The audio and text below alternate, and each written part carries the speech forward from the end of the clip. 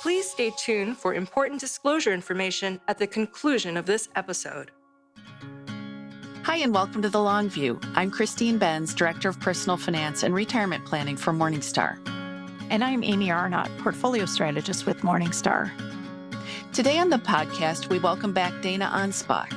Dana is the author of a new book about retirement called Living Off Your Acorns, Your Guide to the 4 Phases of Retirement. This is her third book. Earlier books are Control Your Retirement Destiny and Social Security Sense.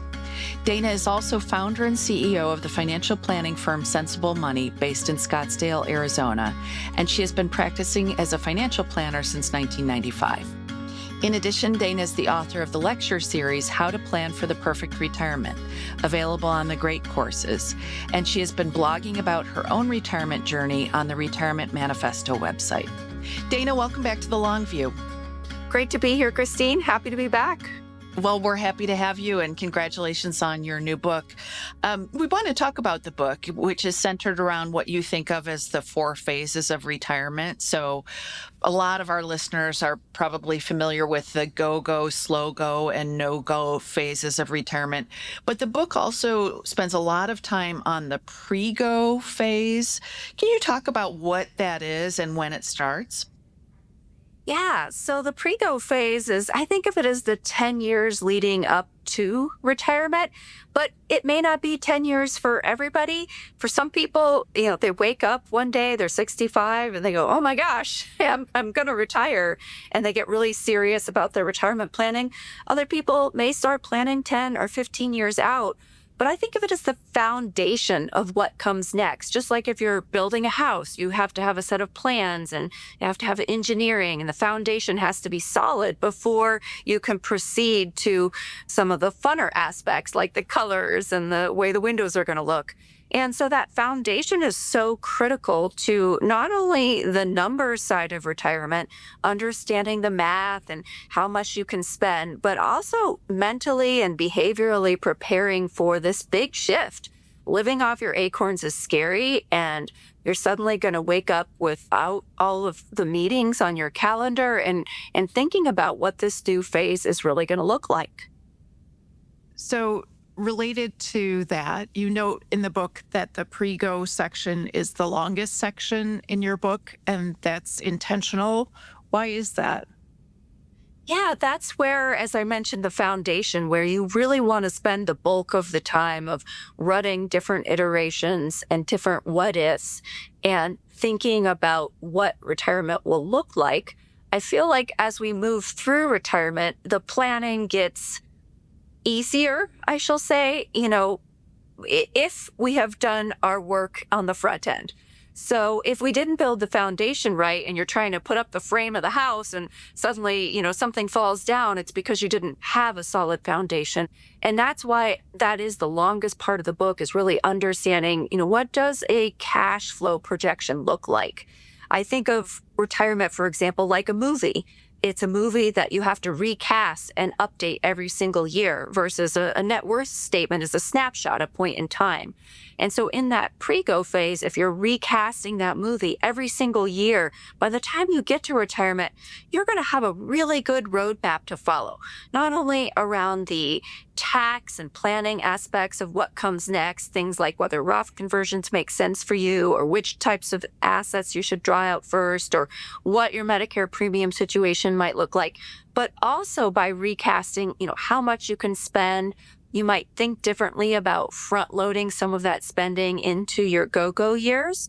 And you're just going to have this general sense of, okay, this is how retirement is likely to play out. Of course, there will be changes and adjustments, but having that big picture sense of how it might play out makes all of the rest go a little bit smoother. We want to delve into some of those themes, but one thing you referenced, Dana, was that the retirement date itself can be a little bit fluid and sometimes difficult to predict. So I'm curious, have you seen many unplanned early retirements with your clients? And how do you help them make sure that their plans, their financial plans, are resilient in case that happens? Yes, unfortunately, we do see many unplanned retirements. Many of us are going to have the option to kind of scale down work, but many others do not. They may be in the corporate world. The company may be doing restructuring. They may be in a profession that their skill set is not as relevant as it used to be. And first of all, just simply planning for that. So understanding I may want to work till 65 or 70, but that may not always be the reality. So can I save a little bit more along the way? That's going to give me the freedom to spend more if I can work until my desired retirement date, but also the peace of mind and the security to know that if I get forced into retirement earlier for some reason, I will have some wiggle room there. So just mentally being prepared. And then, of course, if that happens to you and you aren't prepared, it's, recalibrating. We can spend some time in that, this is awful. Why did this happen to me? State of mind. And that's normal and human. But then we have to pick up and recalibrate and say, okay, this is the new reality. How do I readjust my finances? What are the things I could do that can make this work if I'm not going to be able to work longer and my income and financial situation is going to have to adjust accordingly?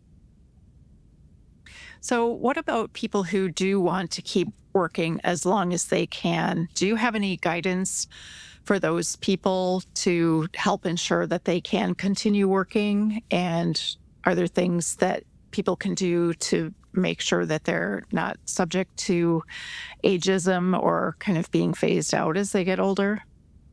It's such a challenge. I mean, certainly making sure that you stay up on the latest trends in your industry, whether that means continuing to take classes, continuing to read your industry publications. I think it can be easy when you've been doing this a long time, as I know I have been practicing for 30 years, to get complacent and, to feel like, okay, I've done this. I know what I'm doing. I don't need to go to that conference. I don't need to, attend this new class. But I think staying relevant, being in touch with people in the younger generations in your profession to understand how they're approaching things, I think those things are critical. And it's less to do with age and more to just simply do with, anybody who's been doing something a long time. It can be easy to get into that status quo. And in order to keep creating value, it's really about creating value for your employer, your company, or whoever you're working for.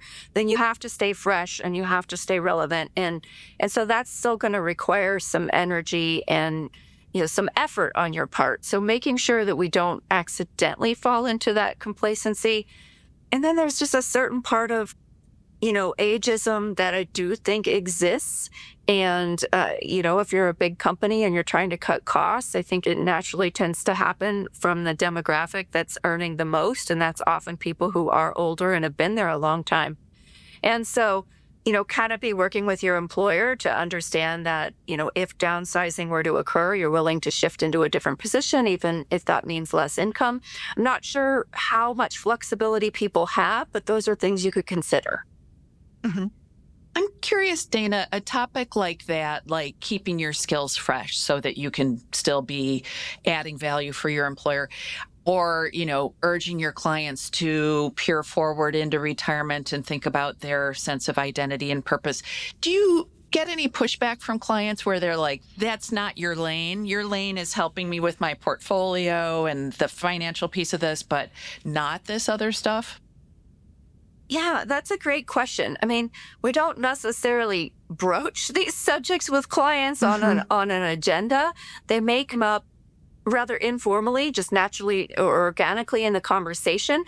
I approach it as a financial planner more about simply introducing the concept, not coaching with the client about what their identity and purpose should be, not coaching them on these career steps, but simply introducing concepts and then resources. And it's up to them to go out and decide whether that's relevant or how much time they want to spend. Particularly when it comes to identity and purpose, I think simply thinking about it. So someone, introduces you to the concept, like I was introduced to the concept by Fritz Gilbert, who writes the Retirement Manifesto blog. And up until then, I hadn't really thought as much about it. And so simply being introduced to it makes my wheels start turning. And so it's a fine line as financial planners. I don't think we are psychologists, nor should we be. We're in some ways coaches, but I think there's value in simply introducing the concepts, but not feeling like you have to be that person to, you know, deep dive with the client. It's up to them to go find the resources to dig deeper. Let's talk about the financial side of planning in the pre-go phase. What's the retirement red zone, and how can people try to mitigate risks as they're in the years leading up to retirement?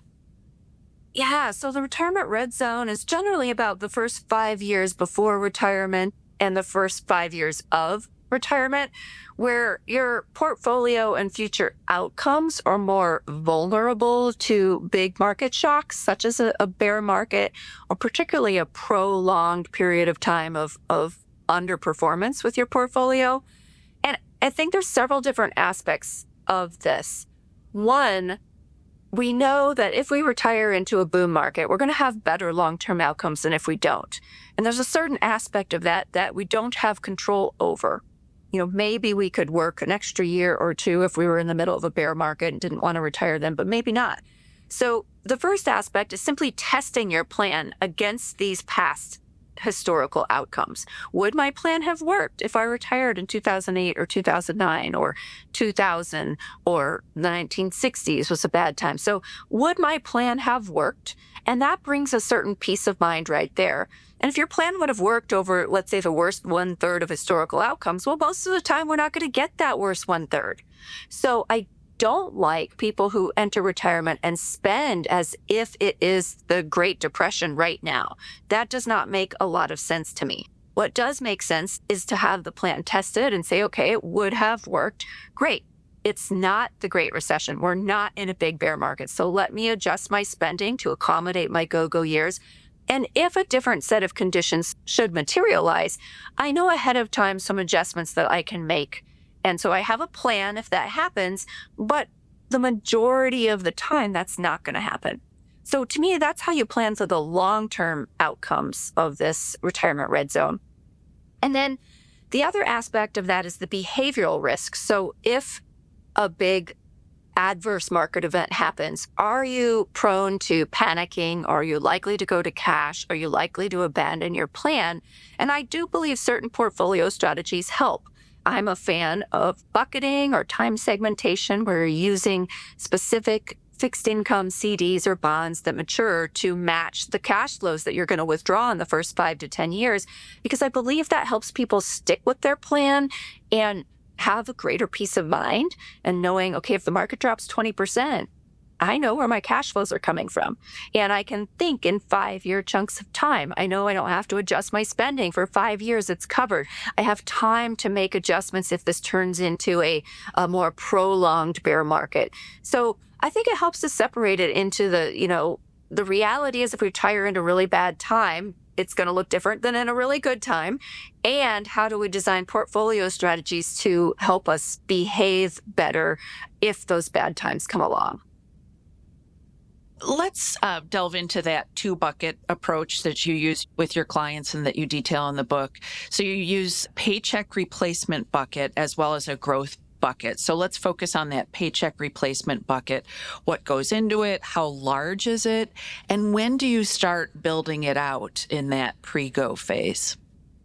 Yeah, these are hard questions to answer, and they vary by the client. I think there's the bucketing and then the total return strategy. And if you're using the bucketing strategy, one of the big questions in the industry is, well, how long should my ladder be? In an ideal environment, you would start building this bond ladder about 10 years out from your desired retirement date.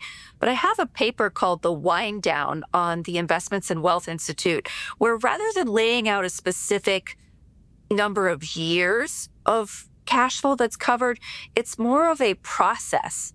So if I have projected my retirement and I have think of it as a personal benchmark to measure against, and I'm ahead of that benchmark, I would sell out of my equity bucket. And let's say me, I'm 55 today.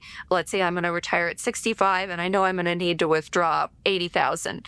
And so I might sell stocks today. It's been a couple of years in the market, and I buy a bond that's going to mature for $80,000. And the way we like to do our planning, that $80,000 already has inflation baked in. So it's not $80,000 in today's dollars. I've already projected that's what I'll need in 10 years, assuming that inflation continues. And so now I've secured year one, the rung of spending on my ladder. And next year, if equity markets are up, I do the same. And the next year, let's say suddenly we are in a down market and I have a negative return on my equity portfolio. Well, I don't add on year three of my ladder. Now I'm, 59 years old. And so if the markets are up, I continue. And so by the time I get to retirement, depending on the market conditions I encounter, I could have anywhere from a 5 to an 8-year ladder that I'm entering retirement into, knowing that amount of years are covered. And so I think of that process as more important than I have to get to retirement with 8 years or 10 years cash flow covered, because it allows for us to adjust against the market conditions that we encounter. And we don't really know what those are going to be ahead of time. And so instead of following a set rule, how do we follow a process that helps guide us and has some flexibility built into it? So you referenced buying a bond, and it sounds like you do tend to favor individual bonds for your client portfolios. And I'm wondering, is there a certain asset level where that is practical or not practical? And are there any cases when you would use a bond fund instead, such as maybe one of the new defined maturity bond funds? Yeah, and I use bonds. I mean, we definitely use defined maturity bond funds. We use bullet shares quite a bit also. We also work with a lot of clients that have $2 million plus portfolios where agencies or munis or treasuries make more sense. And so it does depend on the individual situation. But I think the defined maturity products are very attractive, particularly as you get into smaller portfolios. They all mature at the same time at the end of the year, which is really nice from a portfolio management process. It makes things easier. There might be a little bit more risk, although when you look at the default rates of bonds, I think it's really de minimis of using some of those defined maturity corporates versus if you wanted, a pure risk-free play, then you're going to use treasuries. And those are nuances that really depend on the client. So I'm curious, at this point, you referenced how well equities have performed for how long. Is it difficult prying your clients' hands off of equities and getting them to de-risk and move some more money into bonds? Do you find that has to be a little bit of a sales effort on your part? I have not found that recently. I think there's more and more great content out there like this that helps educate people on the various risks and understanding that it's natural during the accumulation phase to focus on your net worth and those account values going up and your performance rate of return. But that is not the measure of success in retirement. And numerous research studies have shown this. And so having some income certainty is more important. You can have a portfolio that has a great rate of return, and then because of volatility, it can still run out faster than a portfolio that simply by measuring, a time-weighted rate of return actually had a larger rate of return. It sounds backwards, but when you look at how this can work, you can see, okay, volatility and having a plan to manage spending, there's so many things that are more important to success than simple maximizing rate of return. And I think as people start to understand that, along with the natural fear of, oh my gosh, one day I have a job and income and the next day I have to live off my portfolio. And it's so normal to feel a little bit terrified at that stage, that building that bond ladder for a lot of people does make sense. And they actually want that. They want to enter retirement with that peace of mind versus with that level of stress that they might carry if they had more risk. And I'm guessing that maybe an annuity might help with that fear factor for certain clients. How do you help clients kind of think through that decision about whether they should purchase an annuity or not? Yeah, absolutely. Annuities, I think of those as what we call lifetime flooring, much like maximizing Social Security. I have guaranteed income for life. And we look at it in terms of what we call a coverage ratio. So if we were looking out, and typically we're going to kind of play our retirement plan movie out to about the mid 70s and go, okay, in your mid 70s, how much of your expenses are covered by guaranteed income? And if that's less than 50%, then maybe we want to have a conversation about layering in more guaranteed income. Now, I like to look out in the 70s because that's often when the early signs of cognitive decline can begin. And I think of having more guaranteed income simply provides more protection against any of life's unknowns. And then we also love Wade Pfau's retirement income style awareness questionnaire, which helps people identify their own styles and preferences. Some people, even if an annuity is a good fit, they just don't like the idea of having something that they're committed to for so long. So they prefer more flexibility. And the nice thing about the bond ladder is it's like building this, what I call flexible floor, right? I have guaranteed income for 5 or 10 years, but I also have the ability to shift. Maybe I lose a spouse, or maybe I want to downsize. We don't know what's going to happen in retirement. So I have a little more flexibility. I like a combination of approaches. So I don't think there is a single right or wrong way. I think of it as having a toolbox, and then you're looking at the client and the household situation, and you're saying, okay, here are the tools that fit this client's not only financial situation, but also their preferences, their desire for flexibility versus their desire for safety. We had a client once who wanted to put nearly half of his portfolio, and half was $2 million, into an income annuity, and did so simply because that peace of mind was worth more to him than any potential future market returns. So certainly preferences have a play in how you approach that. I wanted to ask about inflation protected bonds tips. Obviously, inflation is top of mind for many people today. How do you think about tips? There are people in the retirement planning space who are pretty dogmatic that fixed spending ought to come from tips, but I'm curious how you approach that. Yeah, it's interesting because we build inflation into the spending projections. So we're typically using 3% on living expenses, 5% on healthcare expenses, and then we're buying, treasuries or agencies or bonds that are maturing to cover the cash flows, but inflation's already baked into the cash flows we've projected.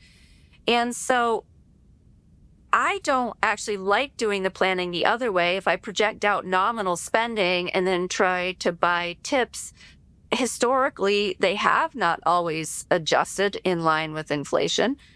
Our preference is when we're looking at shorter timeframes, covering cash flows 5 to 8 years at a time, that we've baked in the inflation into those cash flows. Buying treasuries and agencies works just fine.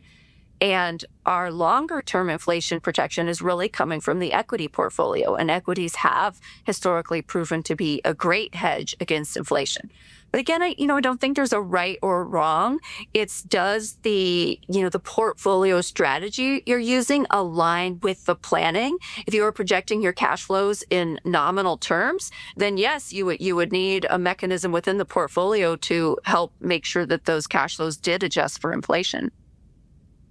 So when you're doing that type of year by year cash flow projection, how do you help clients forecast their spending? Are there any categories that you've seen tend to go down in retirement, or other categories that tend to go up?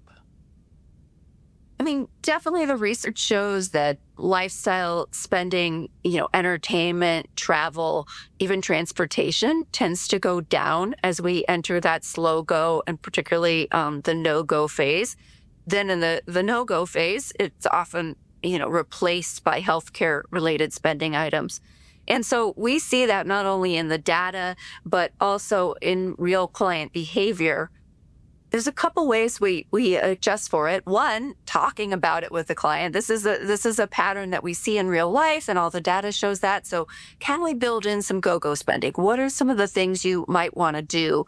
And oftentimes that's just building in a fixed extra amount for the first 5, 10, or 12 years of retirement. It could be an extra 5 or 10,000 a year, depending on the client size. It could be an extra 50, or in one case, 250,000 a year for the first 5 to 10 years of retirement. And so we're building that in so the client has the room to do those go-go items, and with the expectation that, yes, as you enter the later years of retirement, your desire to go usually changes. It's usually natural. And so I think that's the best way to build it in. Some other things we've done is simply adjust the living expense in the plan. So, for example, you could say, well, I'm just going to assume living expenses go up statically 3% every single year for the next 30 years of retirement. Or what we'll do is use 3% early in retirement for the first decade of retirement. And then we might say, but that middle decade, you know what? Those living expenses are only going to go up by 1% a year. They're still going up, but they're not going up at the same pace as inflation. And so that can be another way to account for that in the way you do the planning. I'm happy to hear that there is more attention in the industry being paid to this idea of people not wanting to spend in line with what they could spend, that, what makes you a good saver makes you a poor spender in retirement. So I'm curious, in working with clients, have you hit on any techniques that help your clients get a little bit warmed up to spend when they eventually do retire? Such a great question. We had a client that is, across the country, and they had stopped into the office and asked to meet me a few weeks ago. And I asked, what brought them to us? And they said, I just knew I could never bring myself to spend my money. And so they specifically wanted to work with a planner that would help them, figure out how to get through this hurdle. And it can be a challenge. I've tried everything, and it's hard to say what might work for one person. I, in one case, literally just set up direct deposits, said, look, I'm going to start sending you money to get you past this hurdle. And that worked. I've just built in the extra go-go spending to show people, look, you could spend this much more. I know you're not going to, but you could, and you're still never going to run out of money. In many cases, it can often be a values-based, I don't want to spend frivolously. And that makes sense. If we've been frugal with our money, or intentional, I should say, with our money, then you don't just want to spend to spend. So it's finding things that really matter or can make a difference. Maybe that is getting more help around the house, if you're struggling with that, or it's just something you're tired of doing. It could be, buying first-class airline tickets if that makes travel a little bit more comfortable. It's often helping the next generation, helping adult children buy houses in this pricey housing market, or funding college, or, other extras for grandchildren. It's a process, and it involves not just the numbers, but really thinking about, what is this psychological hurdle that's keeping me from spending it when I know my plan will still work. And sometimes it can be very deep-seated. If we grew up poor, or we grew up where money was really tight, getting past that fear, it can just take some, having grace with ourselves and diving into why we're so reluctant. You mentioned helping adult children, and in the book, you write about some examples of clients who wanted to help adult children financially after their kids had suffered a job loss or other problems. How do you coach clients through thinking about how much they can spend to help their kids without derailing their own retirement plans? Yeah, for us, that is a matter of crunching the numbers and then understanding the composition of the client's assets. So we had one just recently who asked about, helping a client who is a teacher move into a neighborhood where their grandchildren would have access to better schools. And that neighborhood was pricier than their, daughter could afford. And so their assets are all in retirement accounts. And so to take a big chunk out to simply buy a property would have been a bit challenging. But long term, their plan could sustain helping. And so then it was more of figuring out the actual logistics of it, of saying, okay, well, could you use a home equity line of credit? They had 2 properties themselves, and they were both paid off. And so absolutely, there would be a way to help your daughter do this. It would just, we would need to find logistically a way to do it so that we can not take a big chunk out of your own retirement accounts in a single year and have that big tax hit. And so that's where it starts is, does this work financially without jeopardizing your own retirement? And then logistically, what's the best way to access the funds? Sticking with the pre-retirement period, I've become a big evangelist for the idea of people making some of their bigger ticket outlays while they're still working, because retirement spending can be difficult enough just for your day-to-day expenses, let alone some of the big ticket ones.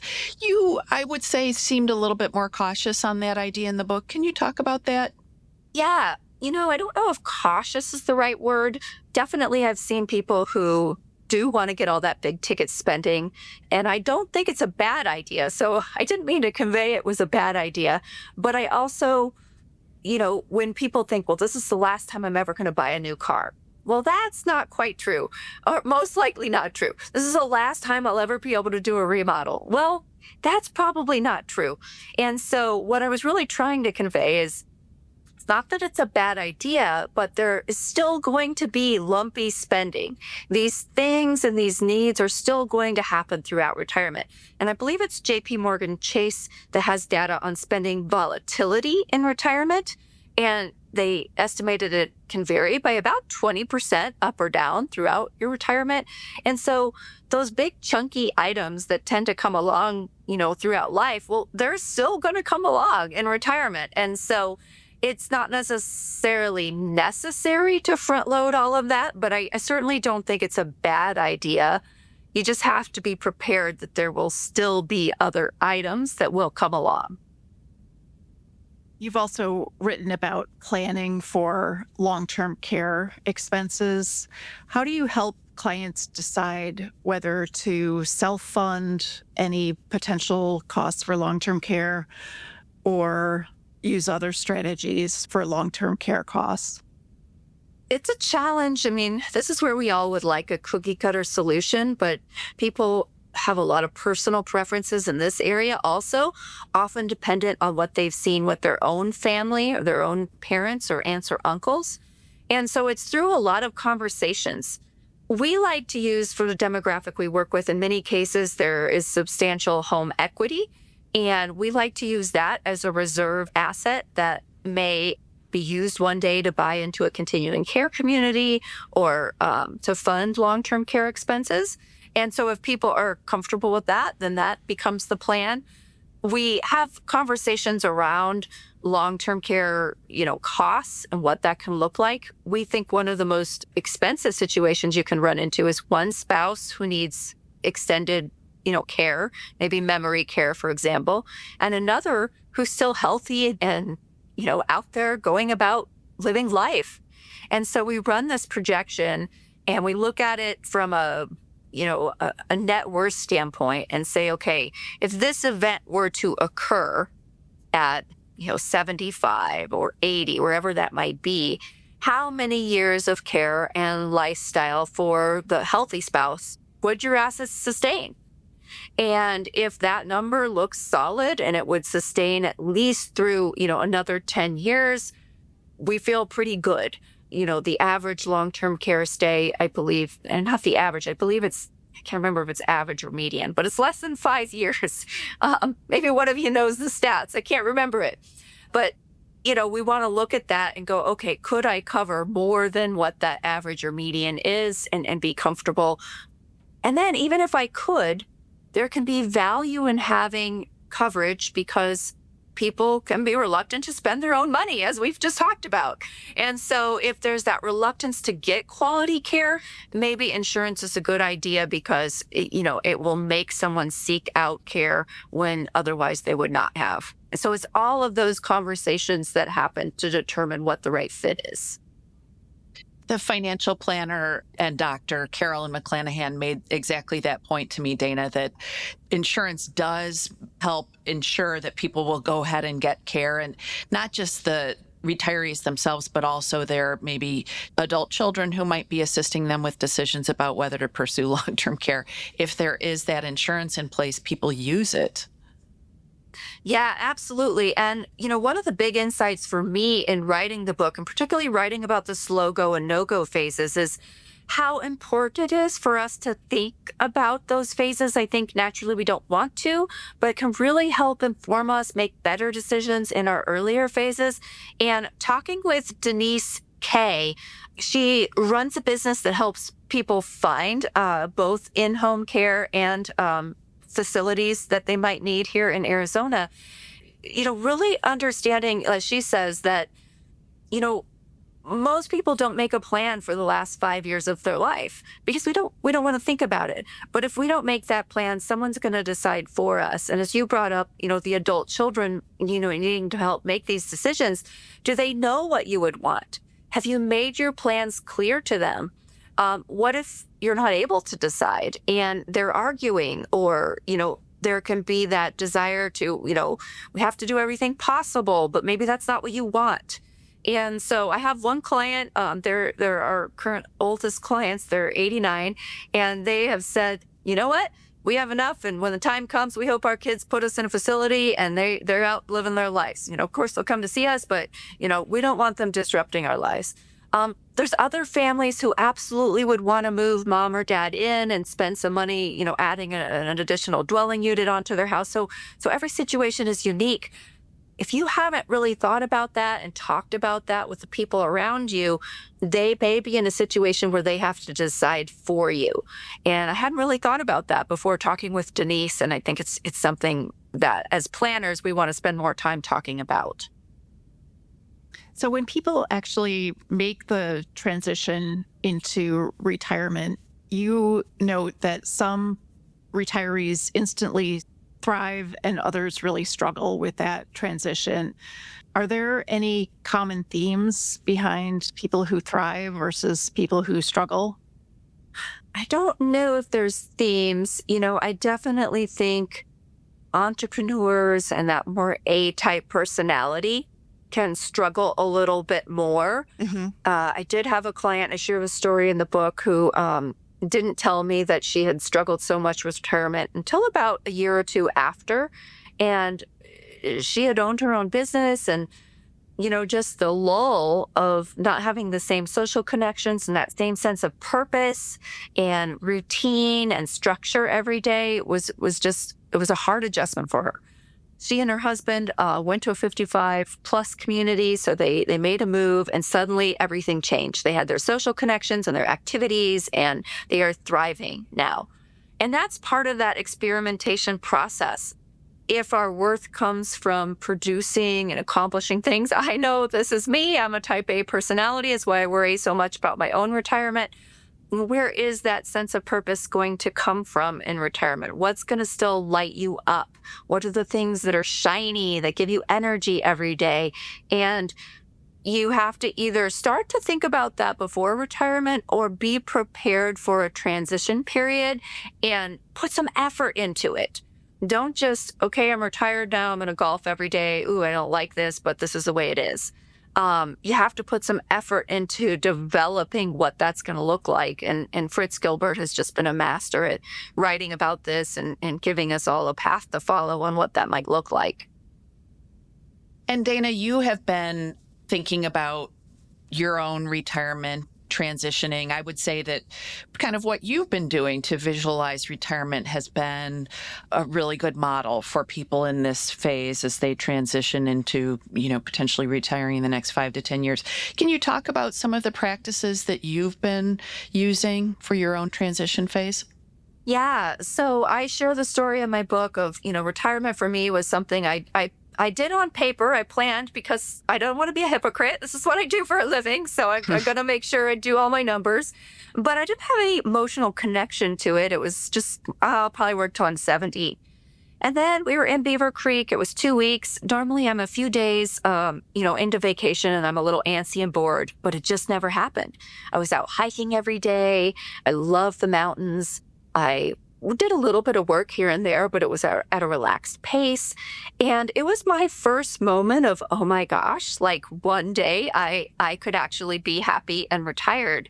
And so for me, I describe it as like a little light switch went on, not on a full bright light. I don't really know what that might look like, but it was just the glimmer of light that I keep moving toward.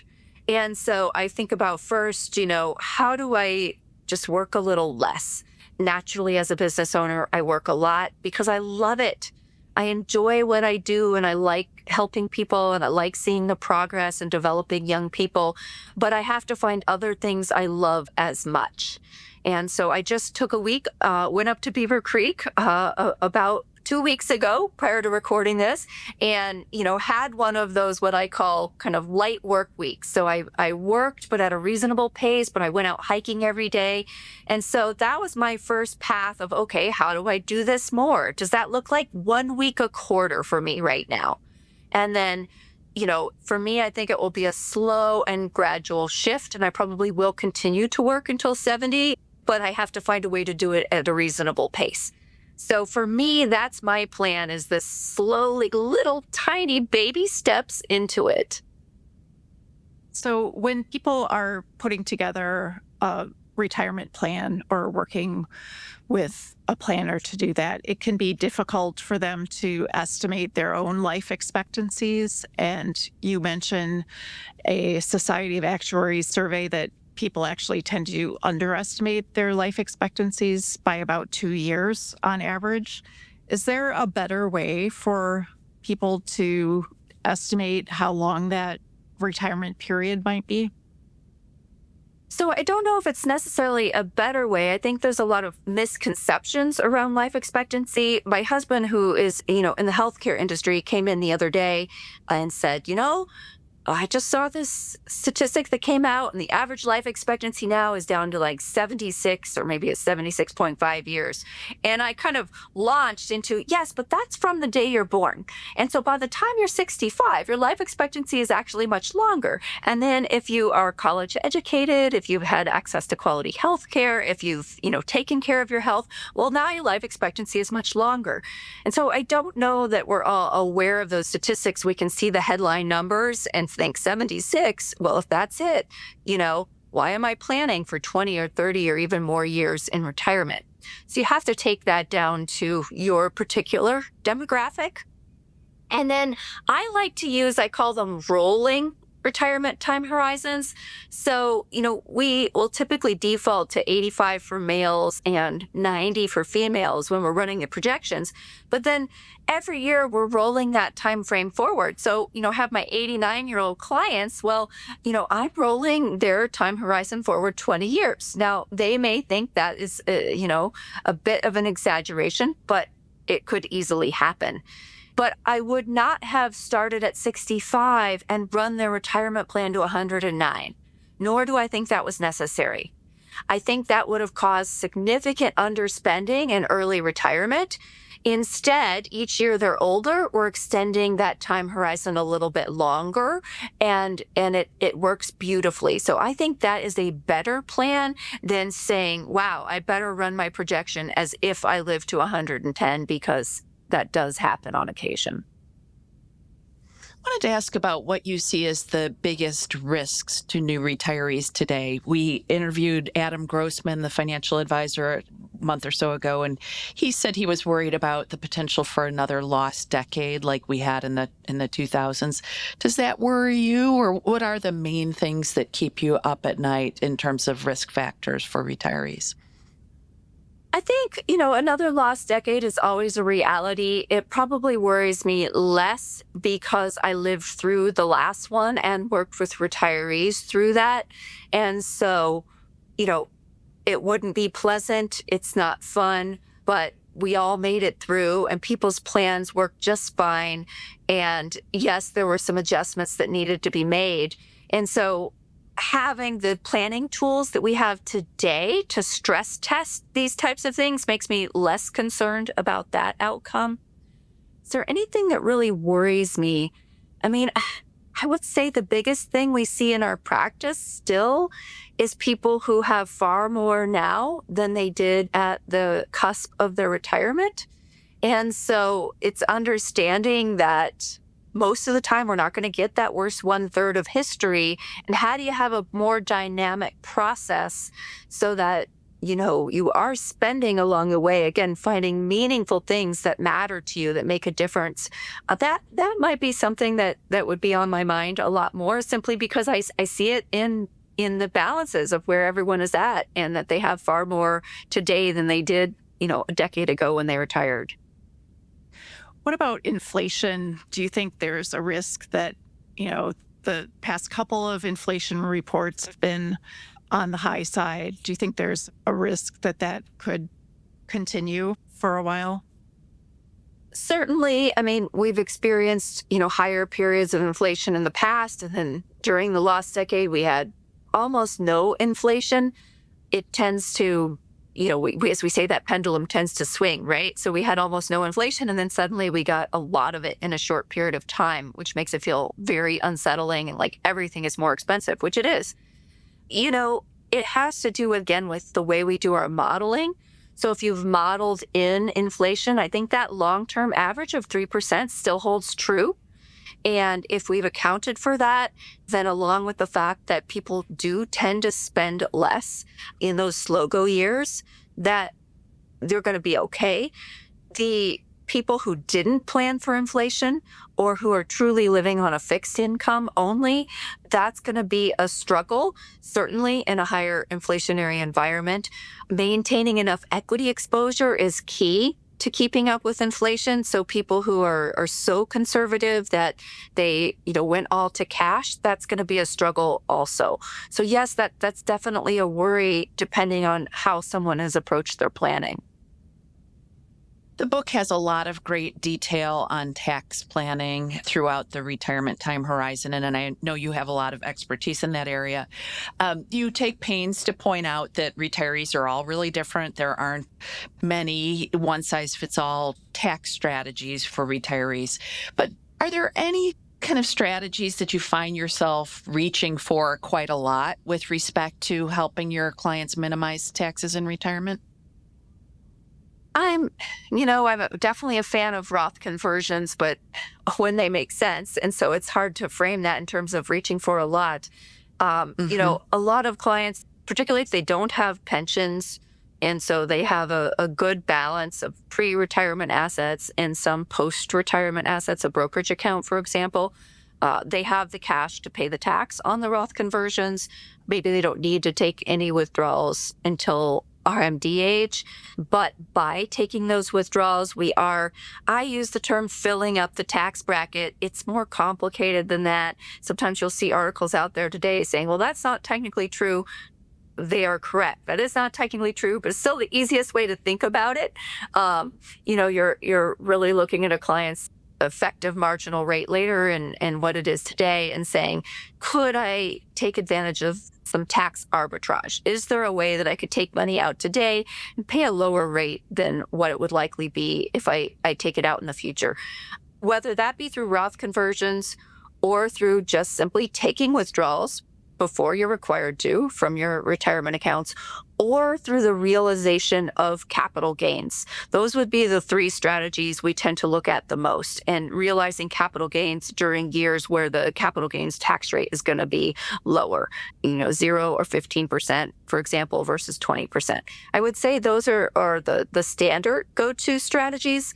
You still have, in some cases, the ability to qualify for the healthcare tax credits for someone who's retiring pre-65. That doesn't come up as often, but when it's relevant, that can also result in some substantial savings. And then now we're seeing a lot more use of the qualified charitable distribution for those in the slow go and no go phase. And I think it's one of the most effective ways to do charitable giving, if that's something that is part of your lifestyle and part of what you like to do anyway. Another big issue for individuals as they get older is financial fraud. Are there any best practices for individuals who want to insulate themselves against that risk? This is so top of mind for me right now. So We had a client situation, actually the family member of one of our staff whose brokerage account got hacked. Now, the brokerage firm prevented anything from happening, so all the safety procedures that the brokerage firms have in place worked. But still, what they determined was the cause was a very simple password. And not only had they broken that person's password, but they'd also been able to break into their cell phone carrier and redirect, I believe it was, a text code or email, so they would have access to it so that they could access the two-factor code also. And so in that case, it was using a simple password. So there's so many cases where we see people still using simple passwords where advanced software can break those passwords in a matter of minutes. And the kind of pushback is, well, if I use more an advanced password, how am I going to remember something that has, we require at least 14 to 16 characters. It has to have upper, lowercase numbers and symbols. Well, how are you going to remember that? Well, that then leads to the use of password managers. And that can be hard if you're not in the working world to look, what is this? This is a new technology I have to learn. How do you hire a technology coach maybe to help you set these things up? How do you go into all your brokerage accounts? If you haven't logged into your bank or brokerage accounts lately, there's a whole new set of security features that you can turn on, and you need to do it. You need to go update your passwords. You need to learn how to use a password manager. You need to turn two-factor on for everything that will allow it. This is not optional anymore. And I worry about this a lot because when you're not in the working world, we have monthly cybersecurity training that we run at our company so that we're staying up on this. If you're not exposed to that, it can be easy to get complacent. You don't even know the advanced fraud techniques that exist anymore. And so it's a big concern. I wanted to ask about consolidating accounts from the standpoint of financial fraud. I think there's a lot to like about having maybe a single provider where you have your IRAs and your taxable brokerage account and so forth. But is there potentially a good case for spreading things around a little bit more just to mitigate that single provider risk? I've seen, I can see both sides of that. The spreading things around a little bit, well, now there's more things to manage, which that in itself could lead to potentially greater risks. I think there's so much benefit to consolidating in terms of the ease of managing things. And what we've seen is that bank accounts right now are far more susceptible than brokerage accounts. So, for example, brokerage accounts, the way what we call the money link feature works, it can direct deposit to an account that has to have the same account registration as the brokerage account does. But with a bank, you have this ACH and Zelle capabilities. So if someone gets into your bank account, they can send money out instantly. There's no trades that need to be placed. And so in many of the brokerage account cases, the reason these things are caught is there might be a set of trades that come through and the brokerage account firm's monitoring process will say, oh, these don't look right. And they put a freeze on it. And so that money doesn't leave the account, and it would have been difficult for it to leave the account anyway, because there's not that instant ACH feature. And so right now, I really see the bank accounts as being more susceptible. I'd say we have, the brokerage account incident that we just heard about that just happened, nothing was stolen. But we have had 3 incidences in the last year of clients having bank accounts hacked, in one case up to the tune of $80,000. And so that right now, I think, is still the bigger risk. Well, Dana, we always love talking to you. Congratulations on the book. Thank you so much for being here. Thank you both. I appreciate your time. Thanks so much, Dana. Thank you for joining us on The Long View. If you could, please take a moment to subscribe to and rate the podcast on Apple, Spotify, or wherever you get your podcasts. You can follow me on social media at Christine Benz on LinkedIn or at Christine_Benz on X. And at Amy Arnott on LinkedIn. George Cassidy is our engineer for the podcast. Jessica Bevel produces the show notes each week, and Jennifer Garrett copy edits our transcripts. Finally, we'd love to get your feedback. If you have a comment or a guest idea, please email us at thelongview@morningstar.com. Until next time, thanks for joining us. This recording is for informational purposes only and should not be considered investment advice. Opinions expressed are as of the date of recording and are subject to change without notice. The views and opinions of guests on this program are not necessarily those of Morningstar Inc. and its affiliates, which together we refer to as Morningstar. Morningstar is not affiliated with guests or their business affiliates unless otherwise stated. Morningstar does not guarantee the accuracy or the completeness of the data presented herein. This recording is for informational purposes only, and the information, data, analysis, or opinion it includes or their use should not be considered investment or tax advice, and therefore is not an offer to buy or sell a security. Morningstar shall not be responsible for any trading decisions, damages, or other losses resulting from or related to the information, data, analyses, or opinions or their use. Past performance is not a guarantee of future results. All investments are subject to investment risk, including possible loss of principal. Individuals should seriously consider if an investment is suitable for them by referencing their own financial position, investment objectives, and risk profile before making any investment decision. Please consult a tax and/or financial professional for advice specific to your individual circumstances. Morningstar Investment Management LLC is a registered investment advisor and subsidiary of Morningstar Inc. The Morningstar name and logo are registered marks of Morningstar Inc.